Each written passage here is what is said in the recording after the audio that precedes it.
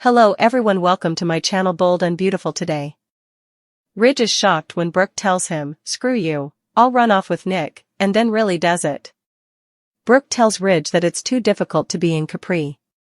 Too many wonderful memories exist. She can't go, he tells her.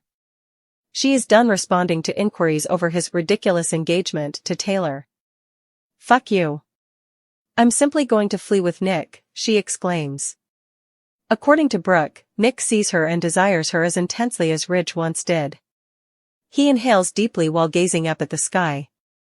She claims that she shouldn't be experiencing these emotions. Nick is informed by Eric that he was not invited to this exclusive function. What is it that he desires from Brooke? He tells him that his time is being wasted. Even though he lives with Taylor, Nick tells him he's wasting his time and that he knows he's planning to get Ridge and Brooke back together. Eric feels his son would be happiest with Brooke, and he won't deny it. Although he feels bad for Taylor, Brooke should be with Ridge. By consistently aligning Brooke with his dysfunctional family, Nick accuses him of shattering her heart. He trudges off as Eric reiterates his directive to keep Brooke away. Nick runs over when he spots Ridge and Brooke. Ridge informs him that he is not involved in this. Nick doesn't agree. The woman is distressed, he says. He informs Brooke that this is her opportunity to permanently get off the merry-go-round with Ridge. He extends his hand to her. Ridge and she exchange scowls until she hands Nick her hand and they leave. Ridge is left by Brooke. Brooke in Capri was tired of having to answer questions about his engagement to Taylor Hayes and posing for pictures with Ridge. She chose to go with Nick Marone after Brooke yelled, "Screw you," at Ridge because he gave her a passionate, lustful gaze. In contrast to Ridge, who gave all of this back and forth with Taylor, Brooke appreciated that Nick treated her as though he only wanted one woman. Nick pursued Brooke despite Eric Forrester's recent admonition to avoid her, and he became enraged with Ridge for making her unhappy. Nick reached out his hand and begged Brooke to join him, to get off this merry-go-round once and for all. Ridge didn't appear pleased when Brooke finally put her hand in Nick's as he requested and walked away with him.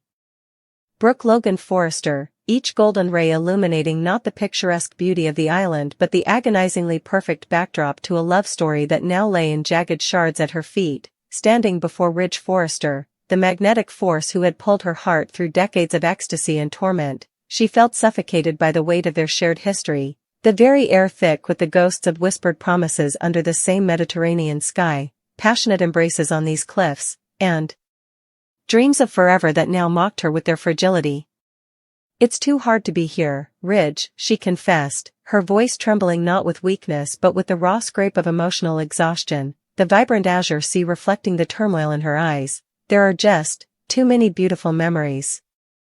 Every corner, every scent of lemon blossom and salt air, was a visceral reminder of a time when his gaze held hers with an intensity that felt like the center of the universe, a time before doubt, before Taylor Hayes, before the constant, soul-crushing cycle of hope and betrayal that defined their existence.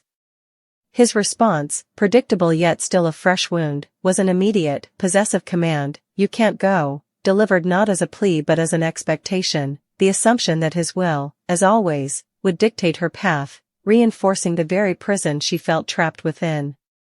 This autocratic dismissal, coupled with the relentless scrutiny and insinuations surrounding his sudden, bewildering re-engagement to Taylor, a twist that felt less like a genuine choice and more like another bewildering loop on the Forrester family roller coaster she was perpetually strapped into, ignited a fury she could no longer contain. The exhaustion crystallized into cold, hard rage. She was finished, utterly finished, with justifying her pain, with answering invasive questions about his ridiculous engagement, with twisting herself into knots to understand the incomprehensible shifts of his heart that always seemed to leave her stranded. The dam holding back a lifetime of swallowed frustration, conditional love, and patronizing control finally burst. "Screw you." The words exploded from her, sharp and liberating, a verbal slap that cut through the tense air, shocking even herself with their vehemence. "I'm just going to run off with Nick." It wasn't merely a threat hurled in anger, it was a declaration of independence, a desperate, impulsive blueprint for escape from the gravitational pull of Ridge Forrester that had defined, and often deformed, her life. In that searing moment, Nick Marone represented pure, uncomplicated desire, a stark contrast to the tangled web Ridge offered. "Nick sees me," she asserted, her voice gaining strength, conviction replacing fury. "He wants me. With passion, with desire, the way you used to look at me." The comparison hung heavy, a brutal indictment of what Ridge had lost or perhaps willingly extinguished. She watched him, this man who once held her world in his hands, now stare mutely at the vast, indifferent sky, taking deep, measured breaths as if trying to physically distance himself from the emotional shrapnel of her words, a gesture that felt less like contemplation and more like retreat. A flicker of vulnerability pierced her anger then, a whisper of the old Brooke conditioned to seek his approval, to doubt her own worth outside his orbit. "I shouldn't be feeling this way," she murmured, the admission a complex knot of guilt, defiance, and the terrifying thrill of potential freedom, acknowledging the societal and internalized pressure to endure, to forgive, to endlessly wait for a stability Ridge seemed constitutionally incapable of providing. Meanwhile, the patriarch, Eric Forrester, ever the architect attempting to manage the turbulent lives of his fractured family, had intercepted the very catalyst of Brooke's rebellion. Confronting Nick with the stern authority of the family seat, Eric declared the gathering a private event, pointedly informing the outsider he wasn't invited. His question, "What do you want from Brooke?" dripping with paternalistic suspicion. "You're wasting your time," Eric stated, his voice firm, believing his wisdom and influence were the ultimate arbiters of happiness, especially concerning his son Ridge and the woman he, Eric, had long deemed Ridge's destined counterpart. Nick, however, was no longer the intimidated newcomer. He stood his ground, mirroring Eric's accusation with chilling accuracy. "You're wasting your time," he countered, his gaze unwavering, "and I know exactly what you're doing. You're plotting to reunite Ridge and Brooke, even while he's living with Taylor."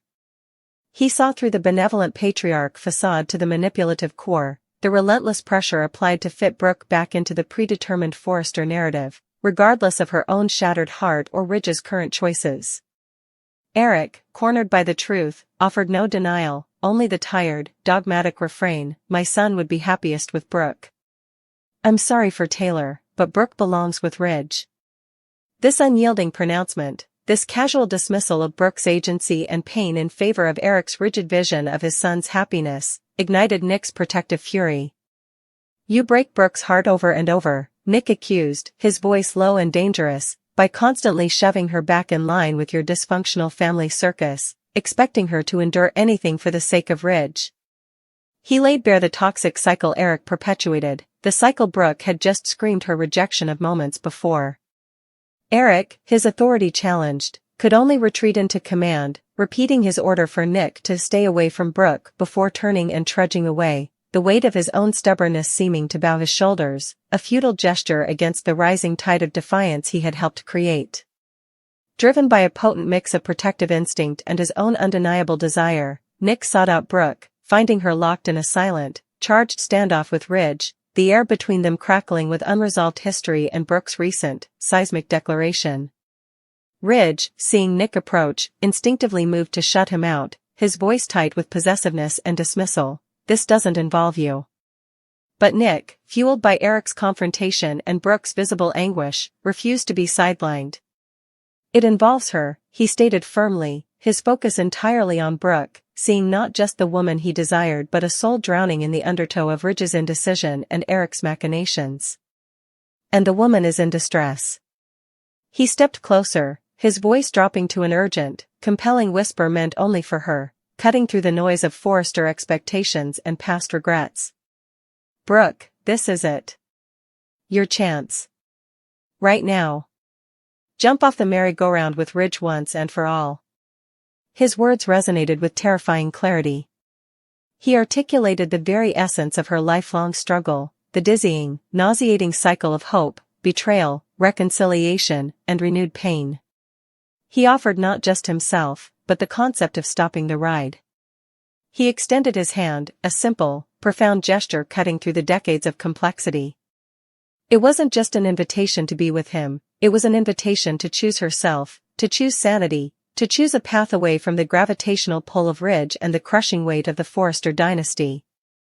Brooke's eyes, wide with a maelstrom of pain, fury, residual love, and the dawning, terrifying possibility of escape, remained locked with Ridge's. In his gaze, she likely saw the familiar storm, love, yes, but also entitlement, confusion, and the infuriating expectation that she would, as always, weather his choices. The silence stretched, thick with the weight of a lifetime's choices condensed into a single, irrevocable moment. Then, with a final, searing look at Ridge that spoke volumes of love mourned and endurance broken, Brooke Logan Forrester made her choice. Her hand, trembling slightly but resolute, lifted from her side. She placed it firmly into Nick Marone's waiting grasp. It was a surrender to possibility, a rejection of predetermined fate, and a silent, powerful screw you made manifest. Without a backward glance at the stunned Ridge or the beautiful, painful memories of Capri, Brooke turned. Hand in hand with Nick, she walked away, not just from the cliffside, but from the endless, exhausting merry-go-round, stepping into an unknown future driven by defiance and the desperate, exhilarating hope of finally being truly seen and chosen. Brooke Logan Forrester with the weight of 1,000 paparazzi flashes, each blinding burst etching deeper the grotesque tableau she was forced to maintain, smiling beside Ridge Forrester, the man whose ring she wore, while the world breathlessly dissected his engagement to Taylor Hayes, the specter who haunted every corner of their fractured marriage, the forced proximity, the endless posing, the invasive questions lobbed like grenades about Ridge's renewed commitment to Taylor, each query a fresh laceration on her already battered heart, chipping away at the fragile facade of the power couple until the sheer, humiliating absurdity of it all, playing the supportive wife while her husband publicly pledged himself elsewhere, became an unbearable weight, a corrosive acid dissolving the last vestiges of her patience and her hope, culminating in a volcanic eruption of raw, unfiltered pain that detonated not in tears, but in a single, searing, cathartic curse hurled directly at Ridge. A primal screw you, that shattered the carefully constructed illusion of civility, echoing with the finality of a slamming door on a chapter defined by his agonizing indecision, his relentless emotional ping-pong between her and Taylor that had stretched across years, eroding her trust, her confidence, and her very sense of self-worth with its exhausting, demoralizing rhythm. In the radioactive fallout of that explosive moment, her gaze, raw and searching, instinctively sought refuge, landing not on the familiar, conflicted eyes of her husband, but on the intense, unwavering focus of Nick Marone, whose presence radiated a stark, almost shocking contrast to Ridge's perpetual turmoil. Nick looked at her not with pity, nor with the complicated, guilt-ridden affection she knew too well, but with a potent, unapologetic blend of passion and desire, a singular focus that made her feel truly seen, not as part of a triangle, not as a consolation prize, but as the sole object of his unequivocal longing, a sensation so potent, so validating after years of being one option among Ridge's many hesitations, that it struck her like a physical force, a lifeline thrown into the turbulent sea of her despair. This was the allure Nick embodied, a refuge from the dizzying, soul-destroying merry-go-round Ridge insisted they ride. Nick offered not complex history or divided loyalties, but a startlingly simple proposition. She was the only woman he wanted, his attention undiluted, his intention clear, a directness that felt revolutionary after Ridge's labyrinthine emotional games, a promise of stability and singular devotion that whispered seductively of peace, of finally stepping off the torturous cycle of hope and betrayal that had defined her relationship with Ridge for far too long. This potent attraction, however, wasn't unfolding in a vacuum. It faced formidable opposition, most notably from Eric Forrester, Ridge's father and the family patriarch, who had issued stern, unambiguous warnings to Nick, decreeing boundaries meant to shield Brooke, or perhaps the family's fragile equilibrium, from further disruption, directives Nick heard, acknowledged, yet ultimately defied with a determination fueled by a protective fury ignited not by ambition, but by witnessing firsthand the profound misery Ridge inflicted upon Brooke. Seeing her radiant spirit dimmed, her eyes shadowed with a pain Nick found intolerable, propelled him past Eric's edicts, past any sense of propriety, driven by a conviction that Brooke deserved infinitely better than the purgatory Ridge offered. Finding Brooke in the wake of her explosive confrontation, Nick didn't offer platitudes or gentle consolation. Instead, he mirrored her righteous anger, his own frustration a tangible heat as he fumed over Ridge's breathtaking capacity to wound her, to keep her tethered to a dynamic that served only his own indecisive needs, a dynamic Nick recognized as fundamentally toxic, a slow erosion of her very essence. Standing before her, the vibrant chaos of Capri swirling around them but somehow muted, distant, Nick became the embodiment of a stark alternative, his hand extended not just physically, but symbolically, an invitation to liberation, a bridge away from the crumbling ruins of her marriage and towards an unknown, yet undeniably different future. His plea was raw, urgent, cutting through the fog of her hurt and disillusionment. Get off this merry-go-round, Brooke. For good. Come with me, the words resonating not as a seductive whisper, but as a command born of fierce protectiveness and unwavering belief in her worth, a stark imperative to choose self-respect over familiar agony. The moment hung suspended, charged with the weight of years of Ridge's betrayals, the sting of public humiliation, the intoxicating pull of Nick's certainty, and the terrifying vertigo of abandoning the known, however painful, for the terrifying void of the new, her eyes, swimming with unshed tears reflecting a tumultuous inner storm, the ghost of her epic love for Ridge warring with the crushing reality of his actions, the seductive promise of Nick's singular focus battling the ingrained loyalty to a family and a history deeply intertwined with the Forresters, finally cleared, resolve crystallizing like ice forming on a winter pane. In a gesture that felt both monumental and terrifyingly simple, Brooke placed her hand firmly into Nick's waiting grasp, her fingers curling around his with a strength that surprised even her, a silent, irrevocable affirmation of her choice. The physical connection was electric, sealing her defiance, her rejection of Ridge's endless equivocation, her embrace of the dangerous, exhilarating possibility Nick represented. Turning away from the life, the man, the suffocating expectations that had defined her for so long, she walked beside Nick Marone, not looking back, leaving Ridge standing alone amidst the ruins of his own making, his expression a masterclass in stunned disbelief, impotent fury, and the dawning, horrifying realization that his perpetual game of emotional keep-away had finally, decisively, cost him the woman he claimed, in his fractured way, to love, her departure with Nick not merely a physical exit, but the detonation of their entire world, a seismic shift echoing far beyond the sun-drenched cliffs of Capri.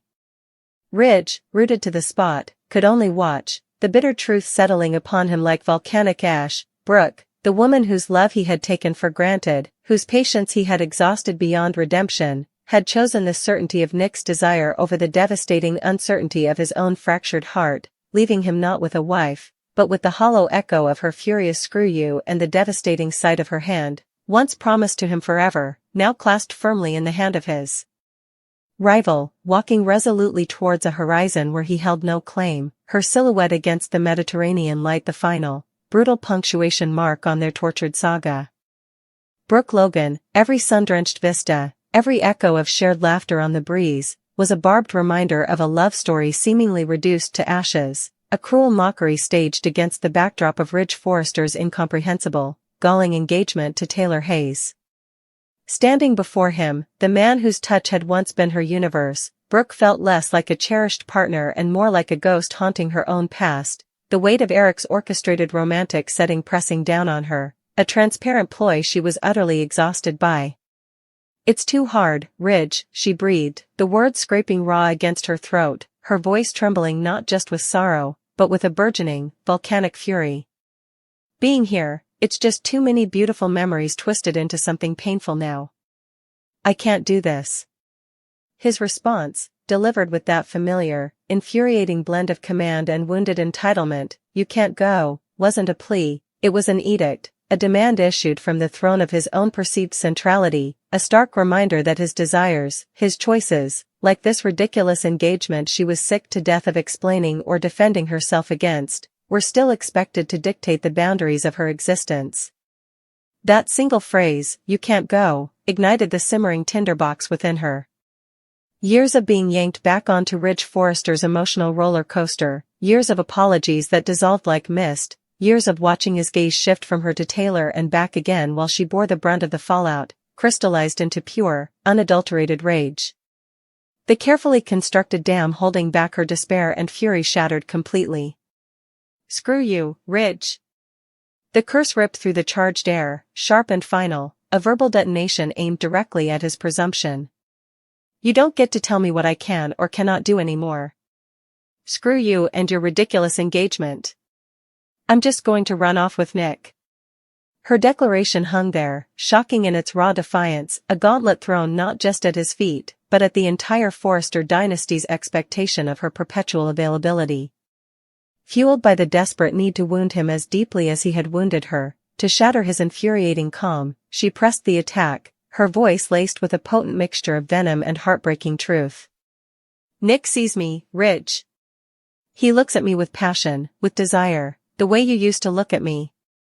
Before Taylor, before the doubts, before the endless cycles of leaving and returning. He wants me, wholly, completely, without reservation or games. She watched the impact register, a subtle flinch, a tightening around his eyes, the only concession to her verbal assault before he deliberately tilted his head back, his gaze fixing on the indifferent blue expanse of the Capri sky, drawing in deep, measured breaths as if trying to physically inhale control, to retreat into that maddening Forrester stoicism that always served as his shield against accountability. A flicker of vulnerability surfaced amidst the storm within her, a whisper of ingrained guilt. I shouldn't be feeling this way. She murmured, the words almost lost, a fleeting acknowledgement of the tangled mess of loyalty and betrayal that defined their history, a history she was now poised to obliterate with a single, irreversible choice. Meanwhile, the protective patriarch, Eric Forrester, had intercepted the perceived threat to his meticulously laid, albeit delusional, plans. Confronting Nick Marone near the villa's entrance, Eric's aristocratic bearing radiated disapproval and exclusion. This is a private family event, Nick, he stated, his voice clipped and icy. You weren't invited. What exactly do you want with Brooke? You're wasting your time here. His implication was clear, Brooke belonged within the Forrester orbit, specifically orbiting Ridge, and Nick was merely an unwelcome distraction. Nick, however, stood his ground, his own frustration mirroring Brooke's, his gaze sharp and unyielding. He saw through Eric's paternal facade to the manipulative core beneath. Wasting my time? Nick countered, a sardonic edge to his voice. I know exactly what you're doing, Eric. Plotting. Scheming to shove Brooke right back into Ridge's arms, even while he's cozied up living with Taylor. Open your eyes. Your son is with Taylor. He made his choice, publicly, painfully. Yet you persist in this fantasy. Eric, cornered by the uncomfortable truth, offered no denial, only a weary, stubborn conviction steeped in decades of Forrester-centric thinking. My son, he asserted, his tone heavy with misplaced certainty, would be happiest with Brooke. He always has been, deep down. I'm sorry for Taylor, truly, but Brooke belongs with Ridge. It's their destiny.